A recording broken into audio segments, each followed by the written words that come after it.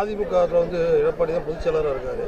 கொஞ்சம் சிஎம் பொதுச் செயலரை மாற்றக்கூடும், முதல்வரை மாற்றக்கூடும் ஒரு பாஜக அழுத்தத்தால் பொதுச் செயலரை மாற்றுவாங்க அப்படின்றாங்க. இல்லை, ஏற்கனவே அதிமுக எடப்பாடியுடைய அதிமுக பாஜகவின் கட்டுப்பாட்டில் பாரதிய ஜனதா கட்சியினுடைய டெல்லியினுடைய மோடி அமித்ஷாவினுடைய கட்டளைக்கு கட்டுப்பட்டு அவர்களுடைய விருப்பத்திற்கேற்ப ஒரு மகத்தான மக்கள் பேர் இயக்கம், திராவிட பேர் இயக்கம், அண்ணா திராவிட முன்னேற்ற கழகம், அது தந்தை பெரியார் பேரறிஞர் அண்ணாவின் வழியில் புரட்சித் தலைவி அம்மாவினுடைய அந்த தத்துவ கோட்பாட்டு மாறாமல் சிதையாமல் பாதுகாத்த வந்த நிலையை அம்மாவின் மறைவுக்கு பிறகு எடப்பாடி சிதைத்து விட்டார். எடப்பாடி பாஜகவின் கட்டுப்பாட்டில் போய் இருந்து கொண்டு அதனுடைய தத்துவத்தை சித்தாந்தத்தை தழுவி நின்று அரசியல் பயிலுவதால் அவர் அந்த அதிமுகவை தலைமையேற்று வழிநடத்துகிற தகுதியை எடப்பாடி இழந்து விட்டார். அது ஒரு சமுதாய இயக்கமாக மாற்றிவிட்டு தமிழ்நாட்டில் இருக்கிற எல்லா வகையான சமூகத்தையும் அவர் புறக்கணிக்கிறார். தன்னுடைய கட்சிக்குள்ளும் அவர் ஒழுங்கில்லாத நிலை இருக்கிறது. கூட்டணி கட்சிகளையும் அரவணைக்க முடியாத ஒரு பண்பற்ற நிலையில் தொடர்ந்து 10 தேர்தல்களில் தோற்று போன எடப்பாடி 11வது பொது தேர்தலிலும் முழுமையாக தோற்கிற சூழல் வந்த பிறகு கூட பாஜகவின் கட்டுப்பாட்டில் இருந்து இப்பவும் வெளியேற முடியாமல் தவிக்கிறார். ஆகவே 2 கோடிக்கு மேற்பட்டிருக்கிற அண்ணா திராவிட முன்னேற்ற கழகம் என்கின்ற மகத்தான அந்த மக்கள் பேர் இயக்கத்தை, தமிழ்நாட்டை அதிகப்படியான நாட்கள் ஆண்ட ஒரு மகத்தான மக்கள் பேர் இயக்கம் அதிமுக என்பதை சிதைத்து வடநாட்டு இந்தி பாஜக கட்சியிடம் அவர் அடமானம் வைத்து விட்டார் என்கின்ற வருத்தத்தோடு தான் அவர் தொடர்ந்து தோற்கடிக்கப்படுகிறார். ஆகவே பாஜகவினுடைய விருப்பத்தின் பெயரில் எடப்பாடியையே கூட பொதுச் செயலாளர் பதவியிலிருந்து நீக்கிவிட்டு பாஜகவுக்கு வேண்டி இன்னொருவரை நியமிப்பதற்கும் அவர்கள் தயாராக இருக்கிறார்கள். அது நடந்தாலும் ஆச்சரியப்படுவதற்கில்லை. அதே போன்று மோடி மேடையில் கூட என்டிஏ ஆட்சி என்று சொல்லுகிறார் அல்லாமல் அவர் ஒரு அதிமுகவின் தலைமையில் எடப்பாடி முதல்வராவார் என்று ஐயா மோடி மதுரைக்கு வந்த பொழுது கூட சொல்லவில்லை. ஆகவே வெற்றி பெற்றாலும் கூட முதலமைச்சர் எடப்பாடி தான் என்று சொல்லுவதற்கு அந்த அணியில் எந்த தலைவரும் தயாராக இல்லாத பொழுது மக்கள் எப்படி இவர்களை நம்பி வாக்களிப்பார்கள்? ஆகவே எடப்பாடியுடைய அணி அல்லது மோடி அமித்ஷா தலைமையிலான இந்திய அணி தமிழ்நாட்டில் 2026 சட்டமன்ற பொதுத் தேர்தலில் முழுமையாக தோற்கடிக்கப்படும்.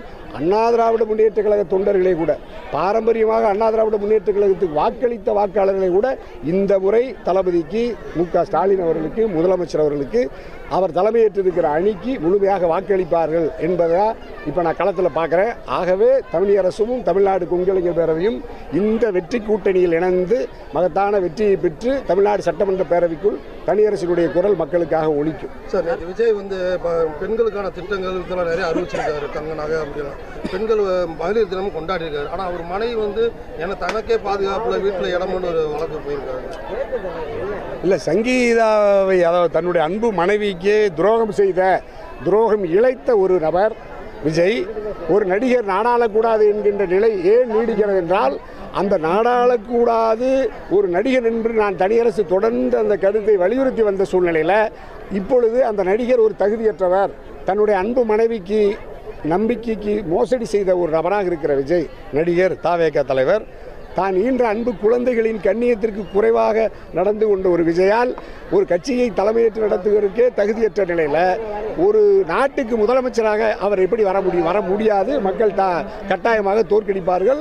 மக்களினுடைய ஒட்டுமொத்த முடிவுமே தமிழக வெற்றி கழகத்தை நிராகரித்திருக்கார். ஏற்கனவே 41 உயிர்களை பழிவாங்கிய தமிழக வெற்றி கழகம், அதிலிருந்து மீள முடியாத நெருக்கடியில் இருக்கிற விஜய் இப்பொழுது தன்னுடைய மனைவிக்கும் துரோகம் விளைவித்து திருமணத்திற்கு மீறிய உறவை வைத்து கொண்டு அந்த மனைவி சங்கீதா மிகப்பெரிய மன உளைச்சலுக்கு இரையாகி வழக்கு நீதிமன்றத்திலே போய் இருக்கிற நிலையில் இவர் தேர்தலை சந்திக்க வருகிறார். இன்னும் சொல்ல போனால் அந்த செய்தி வந்த பிறகு அதை உறுதிப்படுத்துகிற வகையில், இன்னும் சொல்ல போனால் பாரதிய ஜனதா கட்சியினுடைய தலைவர் என் ஆருயிர் அண்ணன் நயினார் நாகேந்திரன் அவர்கள் சொன்னது போது கூட சில பேர் கண்டித்தார்கள். ஆனால் அதையெல்லாம் இல்லை, நான் அப்படித்தான் என்று நிரூபிப்பதைப் போல ஒரு திருமண நிகழ்ச்சியில் நடிகர் விஜய் அந்த சம்பந்தப்பட்ட நடிகையோடு வந்து ஆணவமாக நான் அப்படித்தான் என்று அப்பட்டமாக ஒரு பொது வெளியில் காட்சி தருகிறார் என்றால் அவரிடமிருந்து நம்ம எந்த கண்ணியத்தை, எந்த மாண்பை எதிர்பார்க்க முடியும்? ஆகவே அப்படிப்பட்ட ஒரு நபர் பெண்களுக்கான சிறப்பு திட்டங்களை அறிவித்திருப்பதாக கூறுவது பிழையானது, தவறானது. வார்டு உறுப்பினராக கூட வெற்றி பெற முடியாத ஒரு விஜய், அரசியலிலே தத்துவம், கொள்கை, கோட்பாடு என்று எதுவுமே இல்லாத ஒரு விஜய், பெண்ணினத்தின் மீதும் பற்றில்லாமல், மானுட சமூகத்தின் மீதே பற்றில்லாமல், தந்தையையும் தாயையுமே மதிக்க தெரியாத ஒரு விஜய் தமிழ்நாட்டினுடைய முதலமைச்சராக அரியணை ஏறுவது என்பது பகல் கனவு. நாட்டு மக்கள் நிராகரிப்பார்கள். அவர் அப்படி வந்தாலும் பெண்ணினத்திற்காக சில திட்டங்களை தருகிறேன் என்று சொல்லுவதும் மாய்மாலம், பொய்யானது, பிழையானது, தவறானது. நல்ல கேள்வியா. இதுவரைக்கும் தென் மாவட்டத்தில் அண்ணன் OPS ராமநாதபுரத்தில் நின்று அண்ணா திராவிட முன்னேற்ற கழகத்தை வைப்பு தொலை இலக்க வைத்தார். கிட்டத்தட்ட 3,50,000 வாக்குகளை பெற்றார் வெறும் பலாப்பழ சின்னத்தில் நின்று. அப்படிப்பட்ட அண்ணன் OPS இப்போ நேற்று மதுரையில் ஒரு மிக பிரமாண்டமான திராவிட முன்னேற்ற கழகத்தோடு இணைப்பு நிகழ்ச்சியை நடத்தியிருக்கிறார். அதில் லட்சக்கணக்கான மக்கள் பங்கேற்றிருக்கிறார்கள். ஆகவே திராவிட முன்னேற்ற கழகம் இப்பொழுது ஏற்கனவே தென் மாவட்டத்தில் கோட்டையாக இருக்கிற திராவிட முன்னேற்ற கழகம் அண்ணன் OPSின் வரவின் மூலமாக அவர் இணைந்ததின் வழியாக ஒட்டுமொத்தமாக தென் மாவட்டத்தில் இருக்கிற மொத்த சட்டமன்ற தொகுதியும் திராவிட முன்னேற்ற கழகத்தின் வசம் வெற்றியை குவிக்கிற சூழல் தான் நிலவுகிறது. அது நேற்று நான் இணைப்பு கூட்டத்தில் பார்த்தேன். அண்ணன் OPSும் அந்த சாதனையை நிகழ்த்துவதற்கு தான் திராவிட முன்னேற்ற கழகத்தில் இணைந்திருக்கிறார். அந்த தளபதியினுடைய நம்பிக்கையும் அண்ணன் OPSனுடைய நம்பிக்கையும் தென் மாவட்டத்து மக்களும் அண்ணன் OPS மீது வைத்திருக்கிற அன்பால் ஒட்டுமொத்தமாக திராவிட முன்னேற்ற கழகத்துக்கு வாக்களிப்பார்கள். அதுதான் OPS அண்ணனுடைய அந்த வருகை, அந்த இணைப்பு மாநாடு நமக்கு வெளிப்படுத்துகிறது.